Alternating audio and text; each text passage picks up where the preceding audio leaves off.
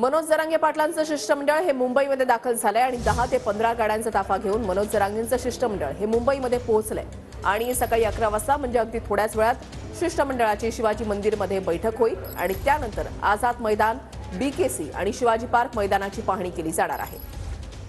कृष्णा सोनारवाडकर आमचे प्रतिनिधी आमच्या सोबत आहेत, अधिक माहिती जाणून घेणार आहोत। कृष्णा, बैठकीला सुरुवात झालेली आहे का?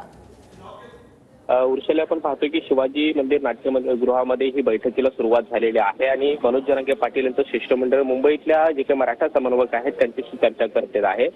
मुंबईतली आमरण उपोषणाची कशा पद्धतीनं तयारी असेल किंवा कुठलं मैदान निवडायचं आहे याबाबतची चर्चा सुरू आहे। प्रामुख्याने आपण पाहतोय की मुंबईचे जे काही समन्वयक आहेत ते सगळे समन्वयक शिवाजी मंदिर नाट्यगृहाच्या सभागृहामध्ये जमलेले आहेत आणि मनोज जरांगे पाटील यांच्या शिष्टमंडळासोबत ही सगळी चर्चा सुरू आहे। थोड्याच वेळामध्ये ही चर्चा पूर्ण होईल आणि त्यानंतर हे शिष्टमंडळ त्याचबरोबर मुंबईचे समन्वयक हे मुंबईच्या शिवाजी पार्क मैदानामध्ये जातील, तिथल्या मैदानाची पाहणी करून त्या आझाद मैदानाची सुद्धा पाहणी करतील आणि त्यानंतर बीकेसीचं मैदान जे आहे तिथे हे पाहणीला जातील। ही 3 मैदानं आज शिष्टमंडळ पाहणार आहे आणि यापैकी कुठलं मैदान आमरण उपोषणासाठी निवडायचं याबाबत शिक्कामोर्तब होईल। मात्र सगळी पाहणी केल्यानंतर मनोज जरांगे पाटील यांच्यासोबत शिष्टमंडळ पुन्हा एकदा चर्चेसाठी रवाना होणार आहे। मात्र आता आपण पाहतोय बैठकीला सुरुवात झालेली आहे।